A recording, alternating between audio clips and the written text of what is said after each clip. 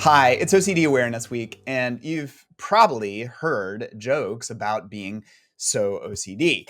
But OCD isn't a personality quirk. It's not wanting something so badly a certain way. Actually, it's the opposite. So I'm here to bust some myths, share some truth, and remind you that there's real hope. I'm Justin K. Hughes, licensed professional counselor, a therapist, author, and advocate for those who suffer and anybody who loves them. All right, so first of all, what is OCD? Well, in three parts. OCD is intrusive, unwanted thoughts, urges, images, impulses. They're distressing, they're unwanted. It's not, I want something to be this way. That's more perfectionism or something else, but it's not OCD. A person is distressed by them. It takes up a lot of time. Also, there are compulsions to seek relief. So the person's trying to make it go away. Mental rumination, checking, physical checking, avoidance, reassurance, etc. All of these are different ways the person is trying to make that intrusive distress go away. And it causes disorder. This is where the impairment or disability comes in, even if it's not full disability, even if a person can work or do a lot of life, they are suffering. And it's so important to be able to see that because OCD hides. OCD hides in a lot of ways, like behind things that people care about. It's like the safety of their child or their faith or the well-being of other people or whether or not they are okay or whether or not they're healthy. It can show up in just normal ways because it plays off of the thoughts and emotions and feelings of a person. Well, so let's jump into common myths. There's a lot of misconceptions surrounding OCD and its treatment. And I want to just help break a lot of those for OCD Week. So here's some of the most commonly believed ones. First of all, that OCD is somehow untreatable or incurable. Yeah, at one point, it was called untreatable. So even as recent as the 1970s, many of you will have been alive in the 1970s. But then for the younger audience, you might not have been alive. It's not that long ago that OCD was untreatable from a medical standpoint. We had treatments for depression, we had treatments for schizophrenia, all sorts of different things. But as far as modern treatments, it's been basically since the 1980s. And the reality is, though, that while there's no cure for OCD, there is hope. It's highly treatable, one of the most treatable mental health conditions. And with evidence based treatments, people can often achieve more than just symptom relief. They can live life more according to what they care about, according to their values. Treatment is effective, treatment works. It's important to say that. All right. So, also another myth: OCD treatment is just quick and easy. Well, I should be able to just stop. I should be able to learn a few tips. Well, here's the thing: learning the tips and the tools of the trade and for exposure and response prevention, cognitive behavioral therapy, all the things that you might learn. It may not just be those. There are other approaches and methods that can be really, really helpful. ACT, acceptance and commitment therapy, ICBT, inference-based CBT. Uh, but no matter what we're doing, treatments that is meaningful, any change, any discipline that's meaningful takes time and investment. Now, a lot of times it can save a lot of time and sometimes quickly. I'm working with folks that if they're washing their hands for an hour, 2 hours, taking showers for 2 hours long, or 30 minutes long, or even a 20-minute shower down to 5 or 10 minutes can save a lot of time every single day. And so people don't realize that it's not about reliving their worst day again and again in treatment. It's actually about all the strategies to help them better navigate those intrusive, unwanted, uncomfortable moments and how to approach that differently. Okay, also the myth that only people with severe OCD need treatment. That's false. So people can even start if they have a question or want to learn a few skills. A lot of the things that we do, in fact, I would say all of the things we do in therapy are tools that are used for other things, including high performance for athletes, for example. Exposure can be used to become more familiar with something that's uncomfortable so that you can do a better job on the field or on the court to play more successfully, not to get in your thoughts. We're using a lot of tools that pertain to behavior, executive function, using neuroscience. And so whatever way we approach it, whether you have some symptoms that you're just trying to work with, whether or not it even meets the threshold, on to mild OCD, moderate. In fact, the sooner we can catch these things, the better, because it doesn't have as much time to get out of control. So anyone can get treatments, and early intervention especially helps. Another myth: people with OCD can just stop their obsessions and compulsions if they try hard enough, pray hard enough, if they really wanted to. That's not how it works. It involves neurology, it involves the body, it involves the mind. It's a disorder, a condition. It's not a character flaw. So just trying to snap out of it, just trying to stop it, it's not effective. That's not a treatment. And it really is shaming, either on the outside or internalized shame of I should just be able to stop it. No, this disorder is incredibly difficult to live with and suffer with, especially in its more advanced stages. Another myth: the goal of therapy is to eliminate all intrusive thoughts and anxiety. I'm sorry to say, you have to get rid of your brain, or at least major parts of your brain. Anxiety is helpful to tune us into danger, the possibility that something could be concerning, could be needing our attention. So if you get rid of the ability to have anxiety or intrusive thoughts, you're getting rid of part of your humanity, and that's not the goal. It's not realistic for anyone to do that. But especially with OCD treatments, we're actually learning to change our relationship to thoughts and feelings and behavior, to be more skillful, to respond in a way that actually fits how these things work. All right.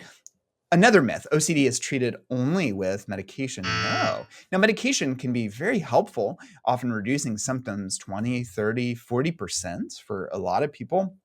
But there are a range of therapies, the most effective being exposure and response prevention as a subset of cognitive behavioral therapy.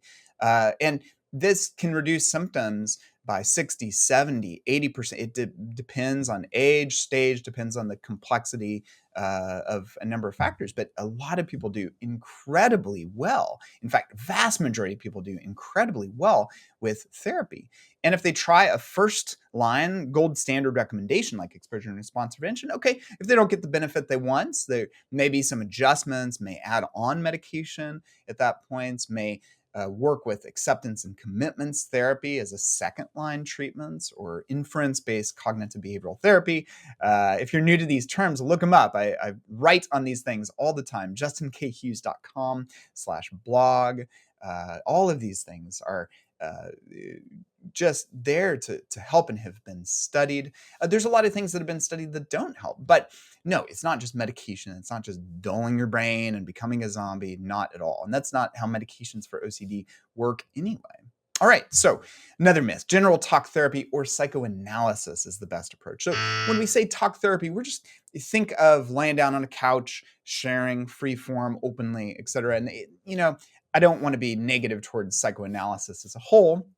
I'm not trying to make fun of the occupation as a whole, but the the negative approach or the approach that oftentimes is extraordinarily unhelpful for OCD in this vein is digging for all sorts of deeper meaning and intrusions, as opposed to seeing it as a broken alarm system, as opposed to seeing it as just a part of just the unfortunate realities of human suffering and the results of just not being in a perfect world.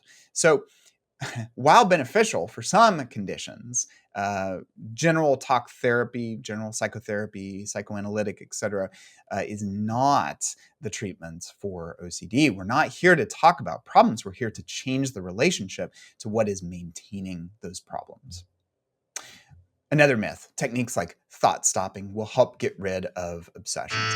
All right, so thought stopping, a lot of it's awareness, and also pairing a certain behavior in the moment with a thought that you're trying to get rid of. Well, the problem with intrusions are that they're obsessions, they're unwanted, and it's just thoughts. They come up. Well, let's say you're trying to change your relation to thinking negatively at work. Okay, well, that's where an old technique like thought sight, it's still kind of an old technique. Maybe you could use that, put a rubber band on your wrist, and every time you have a bad thought about work, bad thought, negative thought, you slap it. Well, that can help, sure, with the awareness side of things. That can be something that you can use it in different ways, but these things and many other techniques have been used to ill effects with OCD. That's just not how it works. They're intrusive thoughts. They're called obsessions, which is intrusive, unwanted thoughts are just images, impulses, and uh, it's they're not following a train of, oh,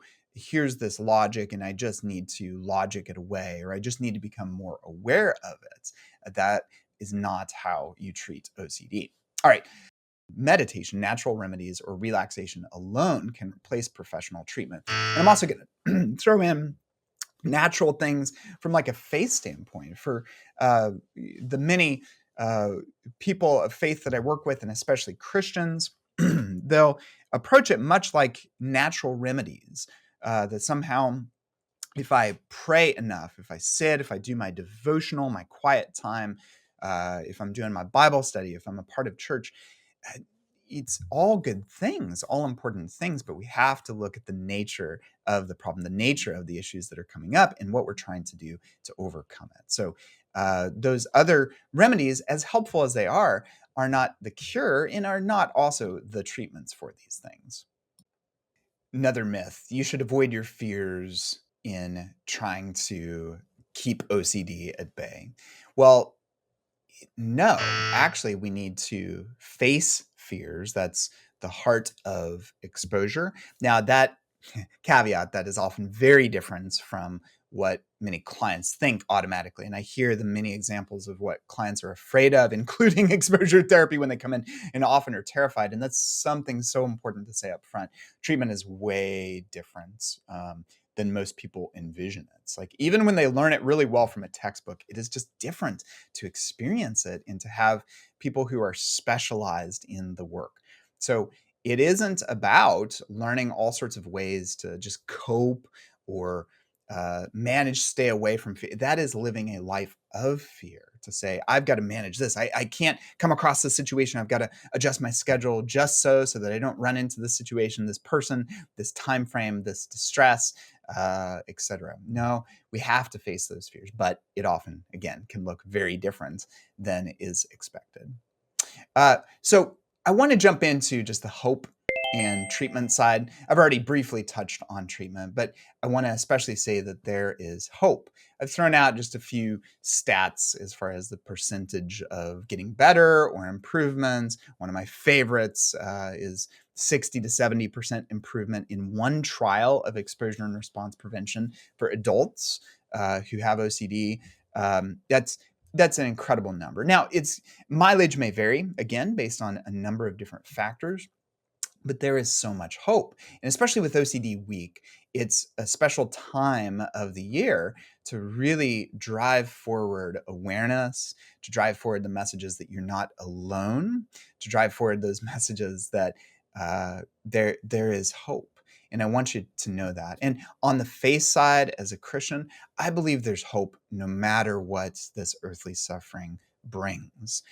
Also, there are these powerful, effective tools and treatments that work, and we keep on growing and learning more and more to find other strategies, or when things aren't working as well as we'd like, try to find ways to improve. And they've been studied, and we keep improving upon them. And at the same time, some of the basics actually are still the basics once we discovered them. ERP, for instance, many of those things have been unchanged since the 80s because they're just so powerful. They're so effective. They haven't been dethroned yet. And I would love for new treatment to dethrone the current treatments. But ultimately, there's hope. So I want to encourage you. It's not about just getting your stuff together, making it stop, praying more. If you were a better person, you should be able to do this, to get this. No, like if you have OCD, you're not broken. Also, you're not a bad Christian. If you're a Christian listening to this, you're not alone. So if you have OCD, if you know somebody with OCD, compassion and understanding is really crucial. So I want to encourage you, would you share this video with one other person? who you think could, if you don't know another person that this could be helpful for, just simply like it, drop a comment. That really helps in our day of algorithms and social media. Check out my website, justinkhughes.com. Rumor has it, I have a book coming out this coming year. I have an online course as well, a lot of different ways. But that's just me. I'm just one guy. And there's a lot of other things in this movement of recovery around OCD that it's fabulous to be able to be a part of. So you're not alone. There is hope.